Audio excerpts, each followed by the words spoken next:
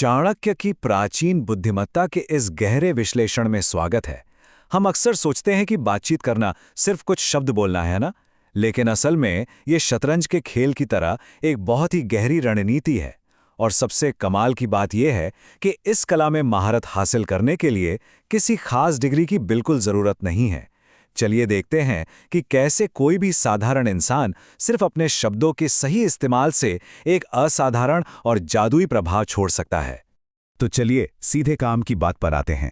इस चर्चा में हम 5 अचूक नियमों को डिकोड करेंगे। शब्दों की असली ताकत, खामोशी का जादू, लोगों को अपनी बात मनवाने की कला, मिठास के साथ अपनी सीमाएं तय करना और अंत में गोपनीयता और एक मजबूत चरित्र का महत्व। सबसे पहले बात करते हैं पहले सिद्धांत की, शब्दों की ताकत। हम अक्सर मानते हैं कि असली ताकत शारीरिक होती है, लेकिन सच तो ये है कि दुनिया की सबसे बड़ी ताकत इंसान की जुबान में छिपी होती है। शब्द बिल्कुल हथियारों की तरह काम करते हैं।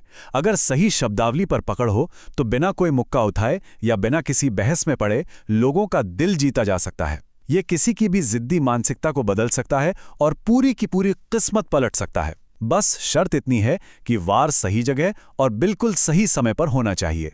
अब आते हैं दूसरे और शायद सबसे दिलचस्प नियम की तरफ, खामोशी की शक्ति। अक्सर ये गलतफहमी होती है कि जो इंसान लगातार बोलता है वो बहुत बुद्धिमान होता है, लेकिन असलियत इसके बिल्कुल उलट है। हम सबने सुना है कि अधूरा ज्ञान हमेशा शोर मचाता है।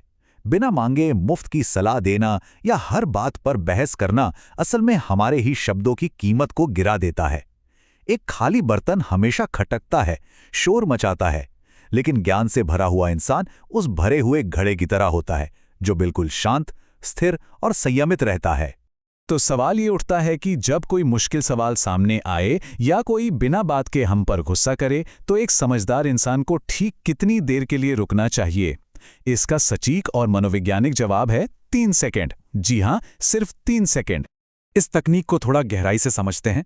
जब सामने वाला आक्रामक हो तो सिर्फ 3 सेकंड के लिए रुकना, उसकी आंखों में सीधा देखना और पूरी तरह शांत रहना, यह एक बहुत ही जबरदस्त मनोवैज्ञानिक दबाव बनाता है। यह खामोशी सामने वाले के अंदर इतनी घबराहट पैदा कर देती है कि वो हड़बड़ाहट में बहुत कुछ ऐसा बोल जाता है जिससे उसकी अपनी ही कमजोरियां उजागर हो जाती हैं। यह बिना एक भी शब्द कहे किया गया सबसे बड़ा पलटवार है। तीसरे नियम की ओर बढ़ते हैं। यहां हमें मानव स्वभाव का एक बहुत ही कड़वा सच स्वीकार करना होगा। हर इंसान स्वाभाविक रूप से अपने फायदे के बारे में सोचता है। कोई भी बड़ा फैसला लेते समय इंसान के दिमाग में सबसे पहला सवाल यही आता है कि इसमें मेरा क्या फायदा है। हम अक्सर देखते हैं कि लोग अपनी मजबूरी बताकर मदद मांगते हैं। ये पूरी तरह से एक नाकाम रणनीति है। सफल रणनीति वो है जहां किसी भी प्रस्ताव को इस तरह से सामने रखा जाए कि दूसरे इंसान को उसमें अपना सीधा फायदा या अपना कोई संभावित नुकसान साफ साफ दिखाई दे। इतिहास के पन्नों से राजाओं के गठबंधन का ये उदाहरण इस बात को बिल्कुल साफ कर देता है। अगर एक राजा दूसरे से कहे कि मैं मुसीबत में हूं, मेरी सेना छोटी है, तो उसे सिर्फ बहाने सुनने को मिलेंगे। लेकिन अगर वो ये समझा दे कि आज दुश्मन मेरे दरवाजे पर है, पर कल वो तुम्हारी सीमाओं को भी तोड़ देगा, तो तुरंत गठबंधन हो जाता है। इंसान के डर और लालच को समझना ही किसी को अपनी बात मनवाने का सबसे अचूक तरीका है। चलिए अब चौथे नियम की बात करते हैं। ये नियम इस बड़े मिथक को तोड़ता है कि समाज में सम्मान पाने के लिए बहुत आक्रामक होना या जोर जोर से चिल्लाना जरूरी है। बिल्कुल नहीं। एक सांप और साधु की कहानी है जो एक बहुत गहरा सबक देती है। सांप ने साधु के कहने पर लोगों को काटना छोड़ दिया था। नतीजा क्या हुआ? गांव वालों ने डरना छोड़ दिया और उसे पत्थरों से लहूलुहान कर दिया। तब साधु ने उस सांप से जो कहा वो हमेशा याद रखने लायक है। मैंने तुम्हें काटने से मना किया था, फुफकारने से नहीं। आत्मरक्षा को पूरी तरह छोड़ देना कभी भी समझदारी नहीं होती। इसका बहुत सीधा सा मतलब है, हमारे शब्द गिरते हुए फूलों की तरह मीठे जरूर होने चाहिए, लेकिन हमारे व्यक्तिगत सिद्धांत एक चट्टान की तरह इतने सख्त होने चाहिए कि कोई भी हमारा फायदा उठाने की हिम्मत ना कर सके। जहर उगलने या काटने की कोई जरूरत नहीं है, लेकिन अपनी सीमाओं को सुरक्षित रखने के लिए बीच बीच में फुफकारना यानी अपनी ताकत का एहसास कराना बहुत जरूरी है। अक्सर हम देखते हैं कि लोग सिर्फ रिश्ते टूटने के डर से हर गलत बात पर भी हाँ कह देते हैं और धीरे धीरे वे खुद अपनी शांति छीन लेते हैं। सबको खुश रखने की कोशिश करना एक बहुत खतरनाक खेल है। चेहरे पर एक हल्की मुस्कान के साथ, लेकिन पूरी दृढ़ता और शालीनता से ना कहना आना चाहिए। यही वो कला है जो समाज में वास्तविक सम्मान दिलाती है। अब हम आते हैं 5वें और सबसे खतरनाक नियम पर। ये नियम आज के इस दौर में सबसे ज्यादा लागू होता है, जहां हम भावनाओं में बहकर अपनी बातें जरूरत से ज्यादा साझा कर देते हैं। भावुक होकर सब कुछ बता देना आज के समय में एक बहुत बड़ी कमजोरी बन चुका है। एक बहुत ही कुशल और रणनीतिक इंसान हमेशा अपने इरादों का एक निश्चित हिस्सा दुनिया से छिपा कर रखता है। यह अनुपात कम से कम 20% होना ही चाहिए। अपना 100% किसी के सामने जाहिर कर देना कभी भी बुद्धिमानी नहीं है।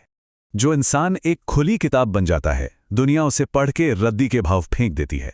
हमें यह समझना होगा कि आज जो हमारा सबसे करीबी राजदार है, हालात बदलने पर कल वही हमारा सबसे बड़ा दुश्मन भी बन सकता है, और वो हमारे उन्हीं राजों को हथियारों की तरह इस्तेमाल करेगा। इसलिए अपने अगले कदम, अपनी आर्थिक सफलता और घर के विवादों को हमेशा अपने तक ही सीमित रखना चाहिए।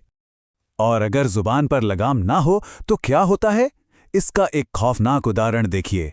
अनियंत्रित गुस्से का बस एक पल और मुंह से निकला एक जहरीला शब्द। द्रौपदी का वो एक तंज जिसने कभी न मिटने वाले अपमान को जन्म दिया और अंततः महाभारत के रूप में एक पूरे वंश का विनाश कर दिया। ये दिखाता है कि एक गलत शब्द विनाशकारी घटनाओं की एक पूरी श्रृंखला शुरू कर सकता है। इस पूरे विश्लेषण की सबसे अंतिम और महत्वपूर्ण बात यही है, हम चाहे जितने भी रणनीतिक हो जाएं, हमारे शब्द कितने भी मीठे क्यों न हों, अगर उनके पीछे एक बेदाग, ईमानदार चरित्र और निरंतर सही कर्म नहीं है, तो वो शब्द पूरी तरह से खोखले साबित होंगे। शब्दों की असली ताकत और उनका वजन हमेशा एक मजबूत चरित्र से ही आता है।